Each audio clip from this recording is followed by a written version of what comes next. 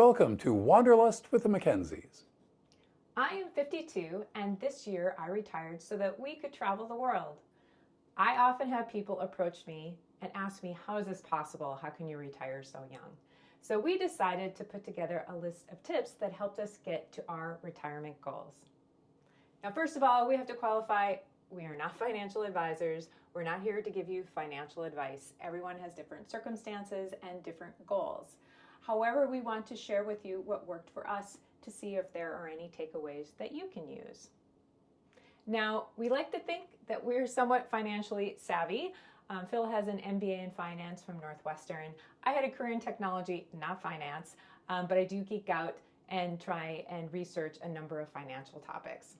And it is fair to say that over the past few years, we have worked with a financial planner who's helped us establish our goals and plan for the future, make today happen. So some of these might be common sense, things that you've heard of before, but if you have kids, I encourage you to stick around for number 8 because I think we have some unique ideas that you could find useful. Well, our first tip is an obvious one. Invest. The money that you have left over that you're not spending on living, save it. But don't just put it under a mattress, which is a euphemism for putting it in a bank account and getting less interest than inflation eats away. Invest it in productive assets. And in our case, it was the stock market. And over years, they add up, and you're going to be here for them. They will be a major part of your nest egg. Now, these are the things that you save in addition to your 401k. And when I say 401k, I think we know what that means. Of course, that's your company's retirement account that you put your first pre-tax dollars in as you get your paycheck. Over the years, that really adds up, and it is not taxed until you start taking it out. The rules around that are that it's not exclusively, but in almost all cases, you have to be 59 and a half to withdraw that, and then you don't pay penalties, but you do pay tax on the money that you withdraw. And that is treated the same as an IRA if you do leave your company, and sometimes those 401ks transfer into IRAs. That's all savings that won't be taxed for some time. And the later the tax, the more you actually earn. One good note, whatever your company's policy is for matching, take advantage of that. Make your lifestyle fit so that if it's a 6% match, use it, put it in. It is like a 6% pay raise that the government doesn't tax until years and years from now. Very important. Find a way to pay yourself first with these pre-tax dollars. Next, work towards being debt-free. Now, this is something that's not going to happen overnight, and it may take years to accomplish. For one, never carry credit card balances. Pay them off every month. Don't use them to go on an expensive vacation, then go into debt. Make sure that you're prepaying for those vacations before you take them. We often use credit cards, but we use them mostly for points so that we can get discounts on travel, on hotels, and buying different things. But just be disciplined in how that you use them. Next, ensure that you pay off your vehicles and drive them as long as you possibly can. Now, we have 2 older vehicles. Mine is almost 10 years old. Mine is 20. Yes, and they're still, in good shape and get us where we need to go, and we're very comfortable driving them. But we haven't had car payments for years, and It has been really nice.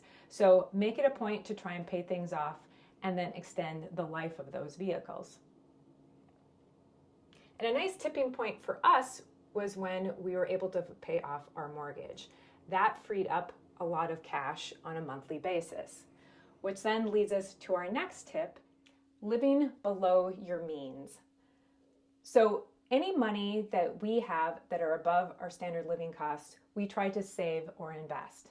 So those mortgage payments that I was telling you about, once the bank was paid off, we diverted those payments directly into our stock portfolio on a monthly basis.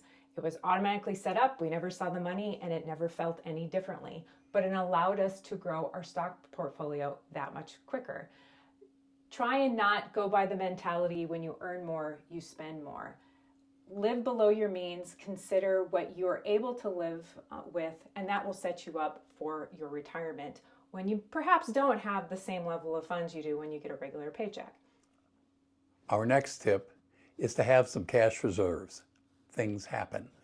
Some experts will recommend that you have at least 6 months of what your current income level is in the bank somewhere. Now, didn't I just say don't put it in the bank? Well, you want to make sure that you have a set amount, and stock markets go up and down, and essentially assume a longer term investing horizon. So this is cash that you want to have on hand that isn't going to be at a down point when you need it.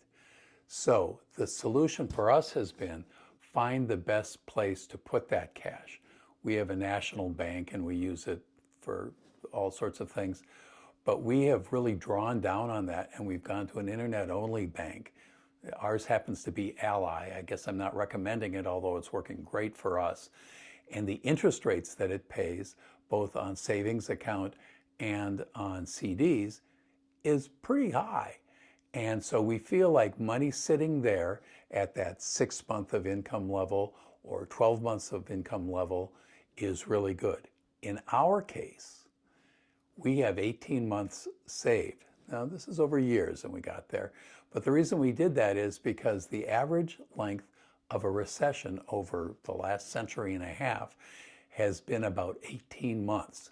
And so if we need to draw down during our retirement years from that account, we have enough to ride out a recession and not have that, the stocks are low, but now I need the money and sell them at a disadvantageous price. So that's what we do. That's having cash reserves and make sure those reserves are as productive as possible without risking the principal. And then this is our next tip, kind of unrelated to money. And this is, remember what brings you joy. And that's what you're working toward. For us, we are focusing on having experiences rather than stuff.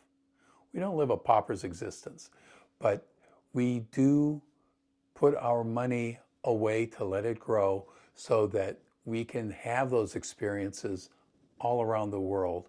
For us, that brings us joy. So you might be the person with who loves the weekends at your cabin, or riding the snowmobile, or having a boat, or doing those things. That's it. The purpose is what brings you joy. We're trying to add quality to our life. In our case, it's by focusing on experiences, not stuff. Another tip, consider other income streams. Are there some side hustles that can bring in extra money? Are there ways to gain passive income? So over the years, we've done numerous activities to bring in some extra funds. But one of the examples that we'll use is that we once had a rental property that we leveraged as an Airbnb for about 4 years. So we were Airbnb hosts, and that brought in additional money on a monthly basis. At the end of our hosting endeavor, we then leveraged it for our college-age daughter who moved in with 2 other roommates for her last 3 years of college. The benefit of this is that those 2 roommates paid rent, and that rent covered our expenses for maintaining the property. So pretty much our daughter lived there rent-free, saving us a fair amount of money for our room and board. Then at the end of those 7 years, we sold the property and it had gained additional value and additional equity. So we made some nice gains at the sale of the property. So look at different ways that maybe you can supplement your regular paycheck that can help you get towards your goals quicker. And our final tip, this is the one that I told you to wait for. For those of you who have kids, consider how you are going to support your adult children, set boundaries, and determine a plan.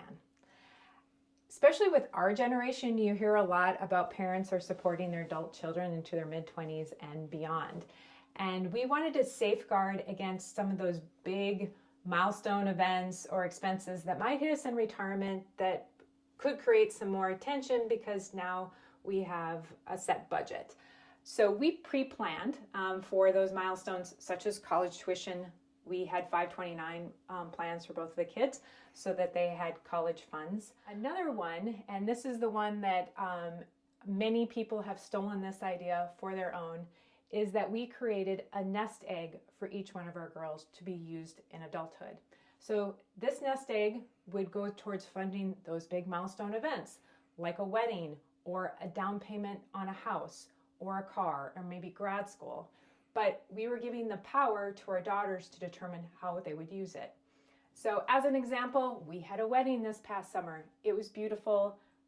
My daughter used that nest egg to help fund those wedding costs, but they scaled back, had a beautiful, smaller wedding, and decided to use more of those funds for a down payment on a house in the future. Now, our other daughter has no intention of ever getting married, but we gave her an equal opportunity, and she still has those funds to use however she sees fit and what's important to her at the time. Now, this doesn't work for every kid. We're fortunate in the fact that we have 2 daughters that are pretty conservative in spending. If your children are not really financially responsible, this may not work. They may blow all the money on a sports car and live on ramen noodles. So take that into consideration.